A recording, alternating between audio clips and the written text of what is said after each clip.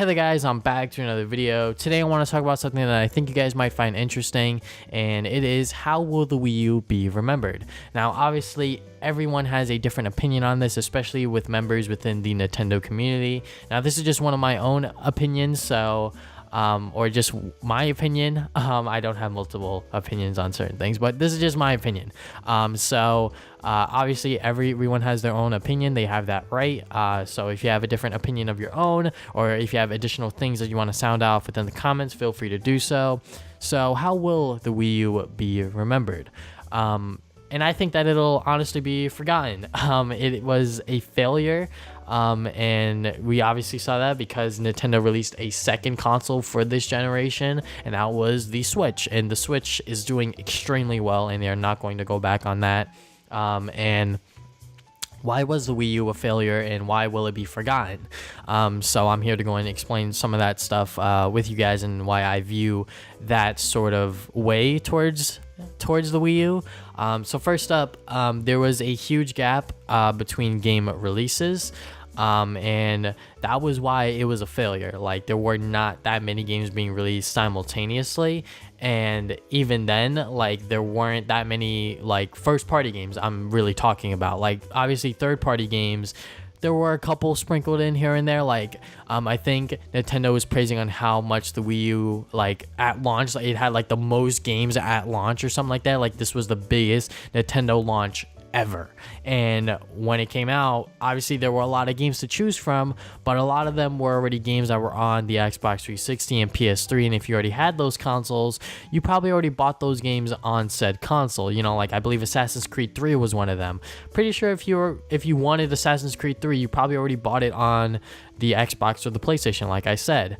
And, you know, first party titles, like I was saying, there was a huge gap between brand new releases, and it really, you know, kept Nintendo fans, you know, like, distant from the Wii U, and that really sucks because the Wii U was just collecting dust and not many people were playing it. And with that huge gamepad and all of this other stuff, you know, like, there weren't exactly all that many games to choose from now because a lot of them have been released. And even then, like, nowadays the Switch has ported most of the Wii U games onto their console, and the games being ported, I had a differing opinion. I'm going to admit I had a much different opinion on this back then, when they first started porting Mario Maker onto the 3DS. I was like, why are they doing this? You know, the Wii U, you know, now there's not going to be all that many exclusives. Yeah. But I realized that that was a really dumb video for me to make. I'm not going to delete it or private it or anything like that, because you know, I gotta learn from my mistakes, and getting hate on that video is, you know, still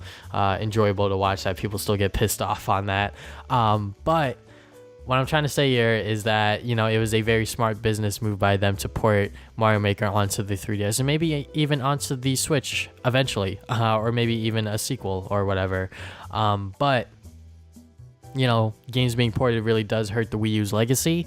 And now there's like 3 exclusives on the Wii U that I could really name, or actually maybe 4. But like, those games, like, other than, all right, so Pikmin 3 is probably like the holy grail of the Wii U. Like, that is definitely the best game on the Wii U, like, without a doubt. Like, that is the best game on there. And then you got these 3 other games that I can name on the top of my head now that are either, you know, pretty good, like decent, or like they were like pretty bad. So I think the decent games, or like pretty good games, were like Super Mario 3D World and the Paper Mario Color Splash. I believe Color Splash wasn't exactly all that terrible when compared to like Sticker Star, because like Sticker Star was like, it really had no progression system. It really didn't feel like I was really getting anything done within that game. It just felt like I was just playing a Paper Mario game, you know, like or like just playing a Paper Mario game without any like progression. So, and that really sucks when you're playing an RPG, because you kind of want to see some sort of progression going on.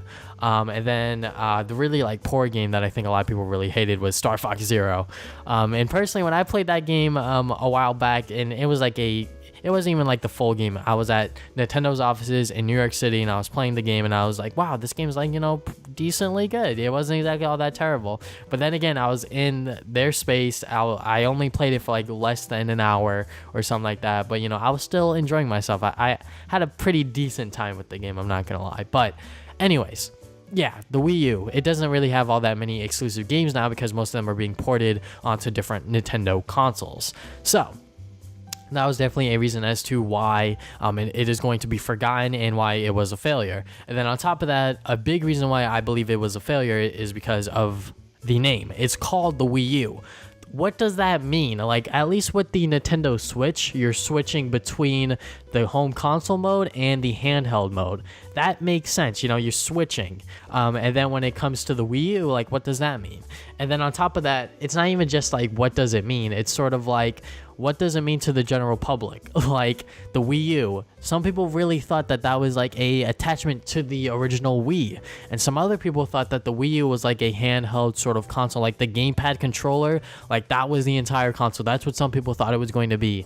No, it wasn't. Like Nintendo did not communicate this well at all with their audience, with their consumers, and that's a big reason as to why they really fell in terms of, like, you know, sales and all of this other stuff. Like the Switch has already outsold the Wii U within the Wii U's entire lifespan, and that's amazing, honestly. So in a good way and a bad way.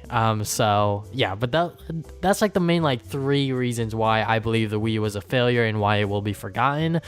There were really no games on there, or if there were, like, they were released in like big gaps, or like big gaps in between each title. So like, let's say Smash 4 came out and then a big gap and then like Paper Mario or whatever, and then the naming of the console was like a huge like blunder to them. Like the Wii U, like, is that a attachment for the Wii? Like what is the gamepad and all of this other stuff? And then obviously more recently, games being ported onto the Switch, which, you know, is a fine move by them. That is a great business move by Nintendo.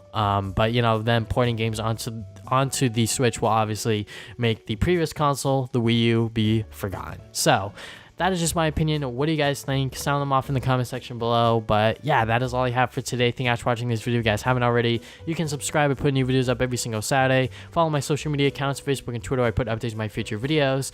And yeah, I think that is about it. Thank you guys for watching this video once again. I'll see you guys next time with more videos. Game on, gamers.